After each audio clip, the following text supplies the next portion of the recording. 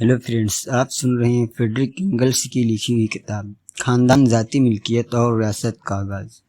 दोस्तों, इस किताब का 8वां चैप्टर है जर्मन लोगों में रियासत का आगाज। टेसिटस का कहना है कि जर्मन लोगों की तादाद बहुत बड़ी थी। अलग अलग जर्मन जातियों की तादाद का कमोबेश अंदाजा सीजर ने दिया है। इसका कहना है कि ओसीपेटन और ट्रेन के लोगों की तादाद औरतों और बच्चों को मिलाकर 1,80,000 थी। ये लोग दरिया राइन के बाएं किनारे पर आ बसे थे। इसी तरह हर जाति में तकरीबन 1,00,000 आदमी होते थे। इराकवास लोग अपने इंतहाई उरूज के जमाने में भी तादाद में इससे कहीं कम थे। इनकी तादाद जब 20,000 भी नहीं थी तो वो बड़ी झीलों से लेकर ओहियो और पोटोमक तक के पूरे मुल्क में लोगों के लिए एक दहशत की चीज बने हुए थे। अगर हम राइन इलाके की अलग अलग जातियों को, जिनके बारे में रिपोर्टों की बदौलत हमारी वाकफियत ज़्यादा है, नक्शे पर जमा करें तो हम देखेंगे कि इनमें से हर जाति औसतन पर्सिया के एक मौजूदा इंतजामी अजला के ज़िले के बराबर यानी 10,000 मुरब्बा किलोमीटर या 182 जोग्राफियाई मुरब्बा मील के इलाके में बसी हुई थी। लेकिन रोम वाले, जिसको जर्मनियन मॉर्गना कहते थे, जिसकी सरहद दरिया उस्टोला तक पहुंची हुई थी, इसका रकबा कम व बेश 5,00,000 मुरब्बा किलोमीटर था। अगर एक जाति के लिए औसतन 1,00,000 का हिसाब रखा जाए तो जर्मनियन मॉर्गना की कुल आबादी 50,00,000 हो जाती है, जो बर्बरियत की जातियों के एक गिरोह के जरा बड़ी तादाद है। हालांकि फी मुरब्बा किलोमीटर 10 आदमी या एक जोग्राफियाई मुरब्बा मील के लिए 550 की आबादी आजकल की हालत के मुकाबले में बहुत कम है। लेकिन इस तादाद में उस जमाने की तमाम जर्मन शामिल नहीं हैं। हम जानते हैं कि गोस नस्ल की जर्मन जातियां यानी वस्तरनैन, प्यूकेनैन और दूसरी जातियां कार्पेथेन पहाड़ों के किनारे किनारे दरिया ट्यूब के दाहिने तक फैली हुई थी। इन लोगों की तादाद इतनी बड़ी थी कि प्लिनी ने इन्हें जर्मनों का 5वां बुनियादी कबीला कहा था। 180 कब्ल मसीह में ये लोग मकदूनिया के बादशाह प्रेसेस के तनख्वाहदार सिपाहियों का काम करने लगे थे और अगस्टस की अहद हुकूमत के शुरू में वो एडवर्ड या नोपेल के पास तक बढ़ाए थे। अगर हम ये फर्ज कर लें कि इनकी तादाद सिर्फ 10,00,000 थी तो सन 1980 के शुरू में जर्मनों की कुल तादाद 60,00,000 से कम नहीं रही होगी। जर्मनी में बस जाने के बाद आबादी नहायत तेजी से बढ़ी होगी। ऊपर जिस सनती तरक्की का जिक्र हुआ है वो साबित करने के लिए काफ़ी है। सिलेजोक के दलदल में जो चीज़ें मिली हैं वो 3री सदी की मालूम होती हैं, क्योंकि इनके साथ जो रोमन सिक्के बरामद हुए हैं वो इसी जमाने के हैं। इसका मतलब ये है कि 3री सदी तक बहर बाल्टिक के साहिलों पर धात और कपड़े की सनत काफ़ी तरक्की कर चुकी थी। सल्तनत रोम के साथ काफ़ी तिजारत होती थी और दौलतमंद तबका नहायत ऐश इशरत की ज़िंदगी बसर कर रहा था। ये तमाम बातें बताती हैं कि आबादी पहले से कहीं ज़्यादा हो गई थी। लेकिन इसी जमाने में जर्मनों ने दरिया राइन, रोमन सरहदी फसील और दरिया टनूब तक की पूरी सरहद पर बहर शुमाल से बहर अस्वदा तक आम धावा बोल दिया। ये इस बात का बराह रास्त सबूत है कि बराबर बढ़ती हुई आबादी अपने इलाके से बाहर निकलने की कोशिश कर रही थी। इसी कश्मकश के 300 बरस के अरसे में गोथा लोगों की असली जमात स्कैंडिनेविया के गोथा लोगों और ब्रिगेंडियों को छोड़कर जनूबी मशरिक की तरफ बढ़ गई और इस हमले के मोर्चे का यही बायां बाजू बना। शुमाली जर्मन लोग हर्मिनी नोनेन इस मोर्चे की औसत में ऊपरी ट्यूब तक बढ़ आए और स्टीविनेन लोग, जो इस जमाने तक फ्रिंक कहलाने लगे थे, दरिया राइन के किनारे किनारे इस मोर्चे के दाएं हिस्से में बढ़ाए। बरतानियों को फतेह करने का काम इग्नोयोनी लोगों के हिस्से में पड़ा। 5वीं सदी के आखिर में रोम के कमजोर और नातवा और बेयारो मददगार सल्तनत के दरवाजे जर्मन हमलावरों के लिए खुले हुए थे। इससे पहले के अबवाब में हम कदीम यूनानी और रूमी तमद्दुन के गहवारे के पास खड़े थे। अब हम इसकी कब्र के पास खड़े हैं। کئی صدیوں سے بحر روم کے تمام ملکوں پر روم کی عالمگیر طاقتوں کا رندہ چل چل کر ان کی تمام امتیازی خصوصیات مٹاتا جا رہا تھا۔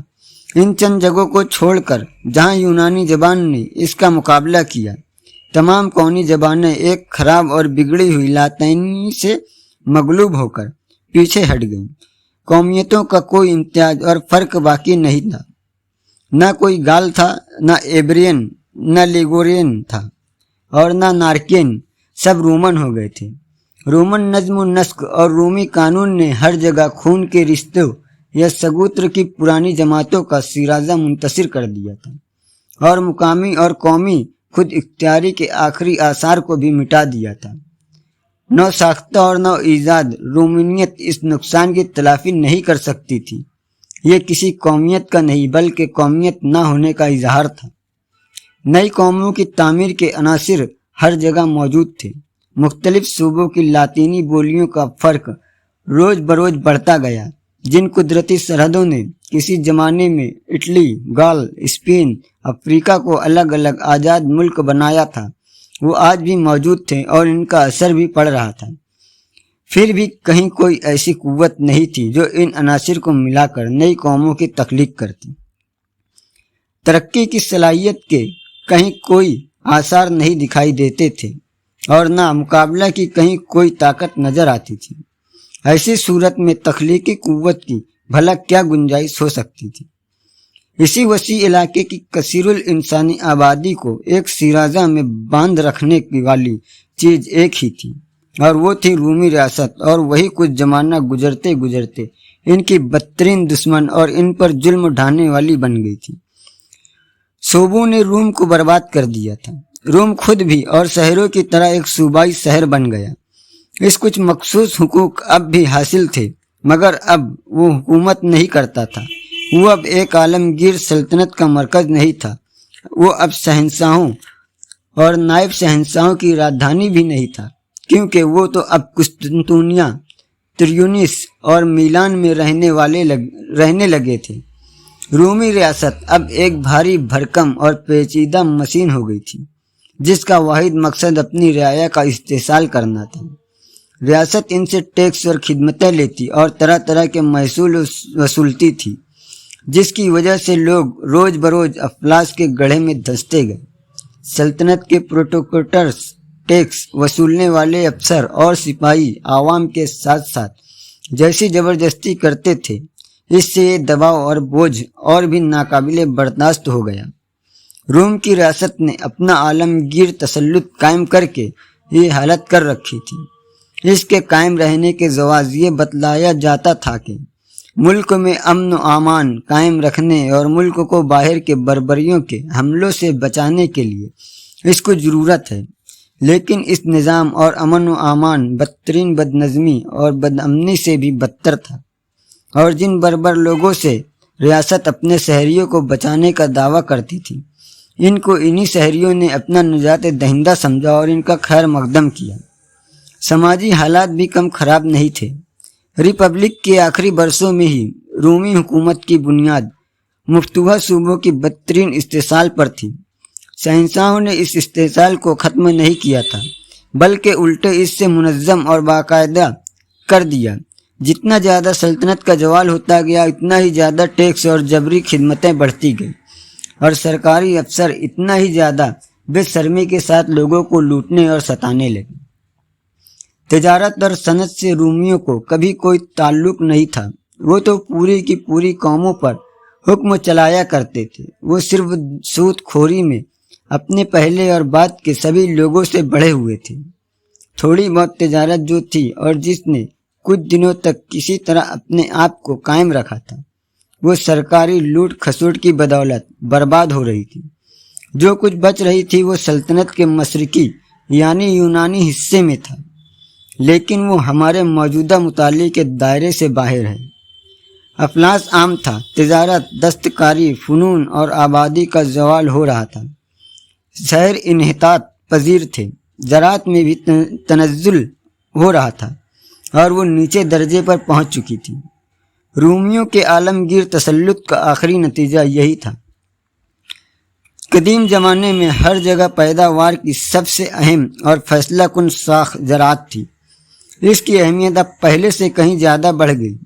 اٹلی میں بڑی بڑی جاگیروں کو جو ریپبلک کے خاتمے کے زمانے سے تقریباً سارے علاقے پر چھائی ہوئی تھی، دو طرح سے استعمال کیا جاتا تھا۔ ایک تو چراگاہ کے طور پر، جس پر سے آبادی کو ہٹا کر بھیڑیں اور بیل پالنے جانے لگے تھے، جن کی دیکھ بھال کے لیے بہت تھوڑے سے غلاموں کی ضرورت تھی، اور یا ایسی جاگیروں کے طور پر جن پر بہت سے غلام کی مدد سے بڑے پیمانے پر باغبانی کی جاتی تھی۔